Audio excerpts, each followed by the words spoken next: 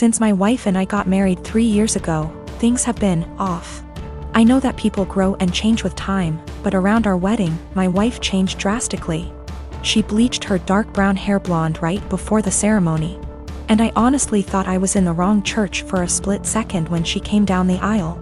We moved into our house right after the honeymoon, and she went into full domestic mode. We'd shared cleaning duties before, but once we moved into the house, she became insistent on doing everything before I could even get to it. Since this is our first house, I thought it was some kind of homeowner nesting thing, but it never stopped. Her hair color is none of my business, and I think most people would be happy not to have to clean. So I honestly didn't really think much of either of those things at the time. The big thing has always been how closed off she got after the wedding. When we were dating, she'd tell me long rambling stories about her feelings and rant to me when she was upset and all that. And I liked hearing about what was going on inside her head. After the wedding, that stopped pretty abruptly. If I ask her how her day is, she will only ever tell me that it was fine or super. She doesn't talk to me about her feelings anymore, ever, even when I explicitly ask, "How do you feel about X?" She also stopped telling me about anything important that happened to her. About a year after we got married, her grandfather died. Did she tell me she'd lost her grandfather? No. She told me that she had to go to a conference for work on the other side of the country, which I thought nothing of. On the second day she was gone. Her older brother texted me to tell me that my in-laws had really missed seeing me at the funeral. When I called her to ask why in the ever-loving hell she didn't tell me, and then lied about it, all she would say was, "I didn't want to trouble you. You have a lot on your plate." After that, she went on a couple of spontaneous family trips. She's really close to her family, so the first time she said she was going camping with her brother at their alma mater. I didn't think a lot of it other than to be slightly disappointed and confused that I wasn't invited, because her brother's cool and the three of us go camping together a lot. But the second time, I started hearing alarm bells. I'd like to say I'm a more secure man, but after the second spontaneous family trip, my wheels started spinning and I started to think that maybe she was cheating. This was a weird insecurity in the back of my mind for a while, since she wasn't showing any other big signs of cheating. She wasn't guarded about her phone and hadn't changed her routine / appearance. A few weeks ago, she told me she was pregnant. I was over the moon about it until I asked her how many weeks along she was, and she nonchalantly said about 12 or 13. She'd been pregnant for like 3 months before she even bothered to tell me. She's not really showing at all, and she doesn't usually drink, so I had been completely in the bloody dark. I honestly hadn't even suspected. That was kind of it for me. I was sure she was cheating, and that it wasn't my kid. I thought there was no possible way that a woman would keep her pregnancy a secret from her husband for 3 months. So I snooped. Yes, I know I was wrong, but I wanted proof that she'd been having an affair before I moved out. One of my best buddies from college is a divorce attorney, and when I asked him what I should do, he sent me the info for a key logger. I installed it on my wife's laptop and was prepared for the worst. Now, I feel like what I found is somehow worse than her cheating. I didn't find any steamy messages, but I found out that she keeps a diary in a Word document that she writes in every day. I know I should have just stopped once I knew she wasn't cheating, but once I saw my name in her diary, I couldn't stop. I read all of it. All 7 separate documents, going back to way before we'd even met. Turns out she's not cheating. She's depressed, hates herself, and has absolutely no trust in me. All of the stuff I've been confused and bothered by has some kind of sad, self-loathing explanation. She hates having blonde hair, but she writes, "I know he'd divorce me if I went back to being a brunette. Because wives are supposed to be blonde almost every week." The "wives are supposed to be" thing is tangled up in everything. She thinks wives are supposed to be quiet, which is why she doesn't talk to me anymore.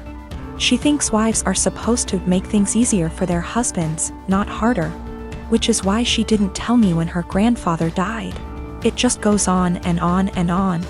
She didn't tell me when she got a huge promotion and a raise because he'd leave me in a heartbeat if he knew I made more money than he does. Men can't handle that. It hurt to know that she thinks of me as some kind of one-dimensional 1950s husband, and I've been racking my brain to think of anything I could have done to make her think this way. What I can't handle is that she'd lied about the big stuff. I honestly don't know if I can forgive her for not telling me about the miscarriages. The spontaneous family trips were actually her miscarrying 2 of our children, one at 5 weeks, the other at about 10. She went and stayed with her parents while she was recuperating, and her brother and sister came to support her. But not me. I didn't get to be there for her, because she thinks I would leave her immediately if I knew that she'd killed our children. She's convinced that she caused both miscarriages because she smoked pot for a long time before we got married. For what it's worth, it sounds like her family tried both times to get her to tell me, but she wouldn't. She finally told me about this pregnancy because her parents threatened to tell me she didn't. I'm just absolutely confused. I don't even know what to think right now. I'm just so baffled because everything she says about me in her diary is insanely nice. She goes on for pages and pages about how much she loves me and how she thinks I'm her soulmate and how she would do anything for me. I just can't understand why she thinks that I would leave her. Knowing that she's spent the last 3 years walking on eggshells around me, convinced that I would leave her at the drop of a hat is just so confusing and awful. I feel like our marriage is some kind of lie. The woman I thought was self-confident and ready to take on the world is actually full of self-loathing and really, really depressed. I don't know her at all. She's been suffering silently with depression long before we met.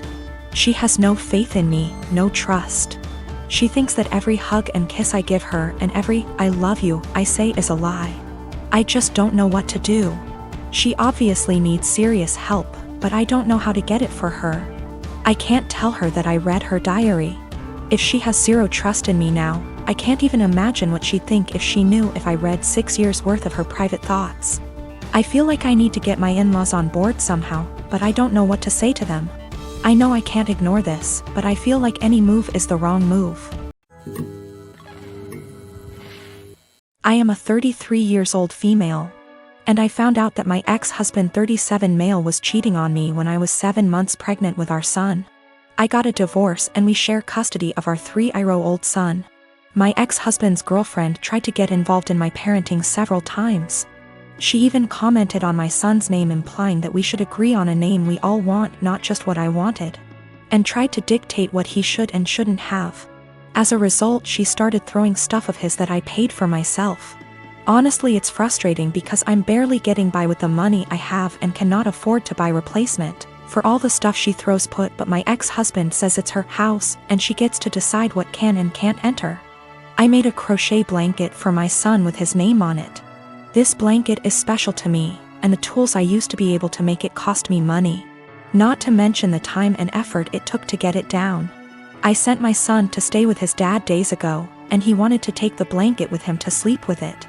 I don't know exactly what happened, but when I came to pick him up, he told me his dad's girlfriend took it away from him and threw it out, leaving him with no blanket to sleep with at night as punishment for him for not accepting the one she offered. I was furious.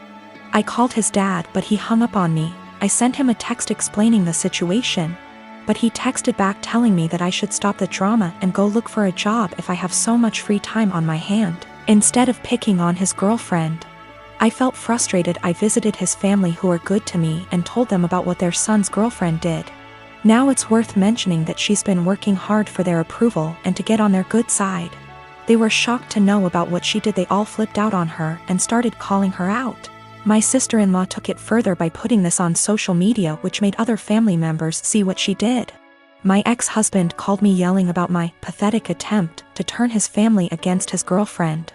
I could hear her freaking out in the background while he was lashing out at me, saying I ruined every chance she had to have a good relationship with her future in-laws.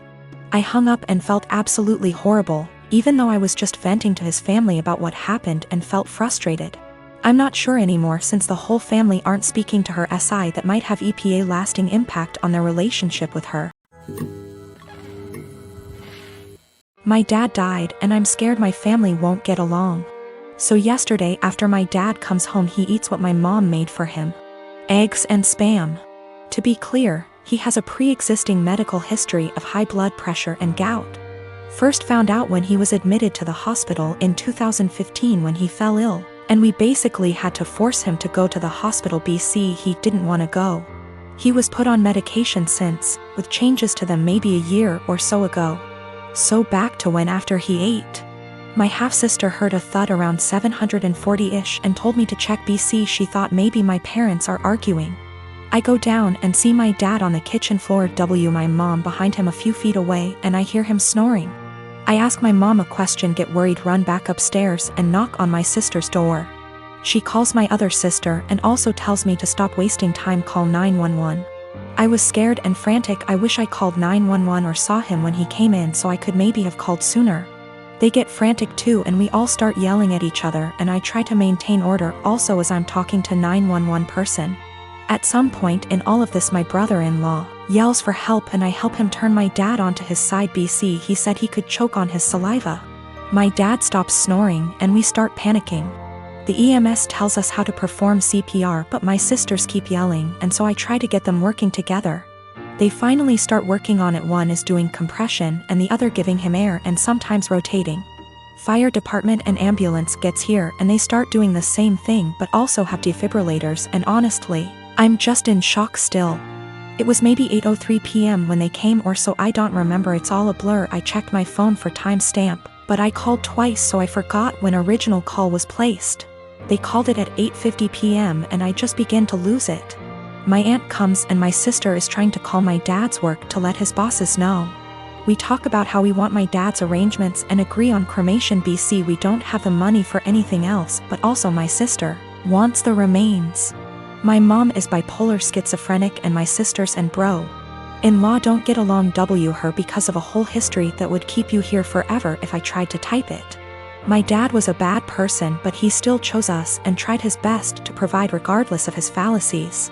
He had my mom's back too, saying he wouldn't kick her out or place her in a mental home. My sisters kinda want that, I think, but I'm scared to talk about it. My mom is okay sometimes, but also acts up. BC of her mental illness sometimes, and my dad and I were her constants regardless of what happened. My mom is old and still wants to benefit from some social security services that my dad had, but my sisters and I think we should get a majority control of his account. There's a lot of renovations to be done. BC, he ignored upkeep of the house for a number of years, example, the roof. My mom is not very sad about the ordeal. BC, she had a long history of mental abuse from my dad and I understand, but we for some reason stayed together. How to move forward except for one moment at a time, and I'm still waiting for funeral home to come pick up his body. It's 8:13 a.m. now, been waiting since night before. And I have been crying, but also I can't sleep, and I'm sorry if this doesn't meet guidelines. I just need to vent. Even though I told a few friends, I'm still in disbelief. How this will moving forward. I believe it can though. But it's hard to stay positive. My 7-year-old daughter's doing virtual school in our living room recently. I heard her teacher address a girl named Kelly a few times, which stuck out to me because my daughter's class is only about 15 kids and I know them all by this point in the year. A couple times more and I realized she was calling my daughter Kelly. My daughter's name is Keely, pronounced Keely. So after school was over, I asked her if that had been happening all year in this teacher's class, and she said it had, and it really annoyed her. I asked her why she hadn't corrected the teacher if it annoyed her so much, and she said she had repeatedly at the beginning of the year, but the teacher kept calling her Kelly, so eventually she gave up on reminding her. I sent the teacher a quick email explaining the misunderstanding but got no response. This teacher teaches a special subject, think music, gym, art, or language, not just one grade level. So my daughter will be in her classes for the next several years, so we couldn't just wait it out. And how moments like these are handled now will set the stage for how my kid deals with similar situations on her own in the working world. I encouraged my daughter to come to class early or stay later again, thinking maybe she hadn't heard or understood her last time. So a quiet one-on-one would be better. She got to the class early and she told her very politely that her name was Keely like really, instead of Kelly like jelly. And that people often get it confused, so she just wanted to clarify. So class starts and sure enough she gets called Kelly again almost immediately. So there's only so much self-advocation a 7-year-old can be expected to do. I just walked over and said, "Hi, this is Keely's dad.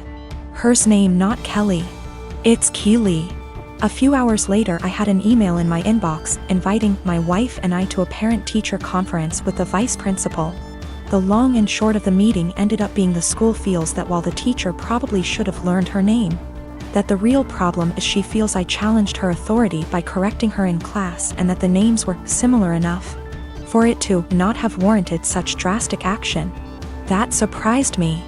I couldn't believe a meeting was necessary, let alone that it cast blame on us. I can't tell if I'm being that annoying, my kid matters most parent that my grandmother the school teacher always complained about, or if the teacher should just learn her damn name, because that's a basic part of her job.